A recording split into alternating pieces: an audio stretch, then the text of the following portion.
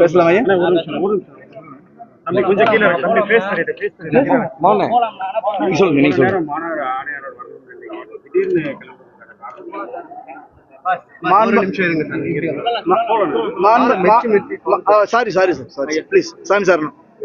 மாண்பமை நீதிமன்றம் கொடுத்த உத்தரவின் அடிப்படையில் 10 பேரை அழைச்சிட்டு மதுரை காவல் ஆணையர் மலைக்கு போய் தீபம் ஏற்றுறதுக்கு வரணும், நாளைக்கு 10:30க்கு கோர்ட்ல ரிப்போர்ட் பண்ணணும்னு சொல்லி உத்தரவு கொடுத்தாங்க. நாங்க நீதிமன்றத்துல நேரம் வந்துட்டோம்.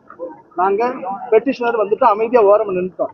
அதுக்கு முன்னாடி தேவையற்ற இவ்வளவு போலீஸ்களை குமிச்சு இவங்க பண்றாங்க. நாங்க மிஸ்டர் டிசி இனிகோ திவ்யன் என்கிற ஒரு அதிகாரி வந்து நாங்க உங்களை மலைக்கு அனுமதிக்க மாட்டோம் அப்படின்னாங்க. ஏன்னு காரணம் கேட்டோம். இல்ல நாங்க மேல அப்பீல் போறோம் அப்படின்னாங்க. இவ்வளவு சீக்கிரமா இந்துக்களுடைய வழிபாட்டு உரிமையை நடத்தணும்னு சொல்லி 3 முறை கொடுத்த நீதிமன்ற உத்தரவை கொஞ்சம் கூட மதிக்காமல் அப்பீல் அப்பீல் அப்பீல்னு போறீங்களே, உங்களுக்கு எல்லாம் வெக்கமா இல்ல? அரசாங்கத்துக்கு ஒரு தீபம், ஒரு திரி, 100 மில்லி நெய்ய ஒத்த திரி எரிஞ்சா உங்களுக்கு என்ன புரிய மொழிய போயிருப்போது. நாங்க மாநகர காவல் ஆணையர் அவர் வந்து சொல்லணும்னு நாங்க சொன்னோம். ஏன்னா நாங்க அவருக்கு பேச்சுவார்த்தை நடத்த வரல, மலைக்கு எங்களை கூட்டு போகணும்னு சொல்லணும். ஏன்னா எந்த கோர்ட்டு உத்தரவு மதிக்கல, நீங்க அட்லீஸ்ட் வந்து பேசுவாது செய்யலாம்ல. அப்ப பேச முடியாத அளவுக்கு இருக்கிறாருன்னு அவர் ஐ ஆம் வெரி பிஸி அப்படின்னு எங்க வடிவேல் சார் சொல்ற மாதிரி நான் நினைக்கிறேன். நாங்க அவருக்காக காத்திருந்தோம், எங்களை அழைச்சிட்டு போவாருன்னு நாங்க காத்திருந்தோம். அவர் வரலைங்கிறத பதிவு செய்யறேன், எங்களை அழைச்சிட்டு போகலைங்கிறத பதிவு செய்யறேன்.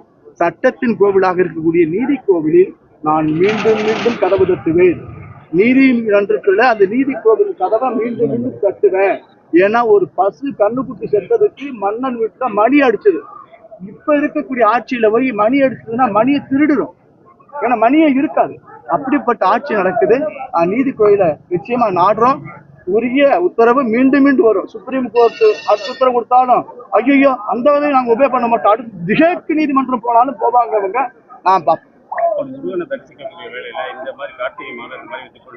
இன்னைக்குங்க முக்கியமான நாளுங்க. நேற்று கார்த்திகை தீபம், பரணி தீபம், இன்னைக்கு சர்வாலய தீபம், நாளைக்கு பௌர்ணமி. பௌர்ணமி தொடங்கிட்டு இந்த பௌர்ணமி தினத்துல கூட பக்தர்கள் வந்து தீபம் ஏற்ற மாட்டா. இப்ப நீதிமன்ற ஜஸ்டிஸ் மேல வேற யாரு சொல்லணும்னு நினைக்கிறீங்க?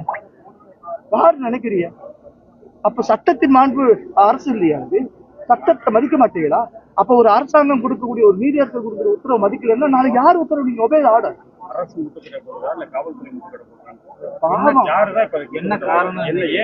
எனக்கு கமிஷனர் வந்திருந்தாருன்னு இப்ப கேட்டிருப்பேன். நான் யார் மனசுல யாருன்னு எனக்கு தெரியாது.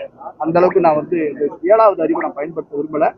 எங்க காவல் ஆணையர் வரல, எங்களை அழைச்சிட்டு போகலங்கிறத பதிவு ஐயா உங்ககிட்ட பேச.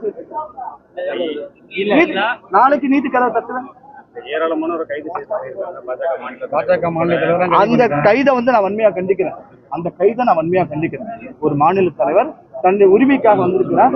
பாஜக மாநில தலைவர் கைதை நான் வன்மையா கண்டிக்கிறேன். அதே நேரத்தில் நாங்க பெட்டிஷனர் நாங்க வந்து ஓரமா நின்னோம். காவல் ஆணையர் வருவாரு, எங்களை அழைச்சிட்டு போவாரு, மலைக்கு தீபம் ஏற்றுவோம். நாங்க வந்தோம். எங்களுடைய நம்பிக்கையில எரிய விடல, தண்ணி ஊத்திட்டேன். அதனால நாங்க நீதி கோயில மீண்டும் மீண்டும் தத்துவேன். நான் ஒரு ஊர் சுத்தி சார், எங்க வேணாலும் சோறு பிச்சை தின்ட்டு போயிருவேன். எனக்கு முருகன் சோறு போடுவான். 4 வீட்டு கதவை தட்டினா எனக்கு கொடுத்துருவேன் சோறு. அதெல்லாம் ஒண்ணும் இல்லை. எளிய மகன் நானு. நிச்சயமாக இந்த மலையில தீபம் ஏத்தாம நான் விட போறது கிடையாது. சட்டத்து அதாவது ஐயா, நீங்க நம்ம கோயிலுக்கு உரிமைக்கு எந்த ஊர்ல இல்லாத அளவுக்கு பாத்தீங்கன்னா அறநிலையத்துறை இந்து சமய அறநிலையத்துறை பிற சமய அறநிலையத்துறை மாதிரி செயல்படும். எங்கேயாவது அவன் உரிமையை நிலைநாட்டுக்கு விட்டுது அப்பின்னு ஓடுவானா? பண்ணுதே. மலைக்கு மேல தீபம் ஏத்துறதுக்கு நெய் கொண்டு போனா அதையும் அனுமதி மறுத்திருக்காங்க. அதனால அது ஏற்றதா இல்லை நான் நினைக்கிறேன். நான் நிச்சயமா மீண்டும் சந்தி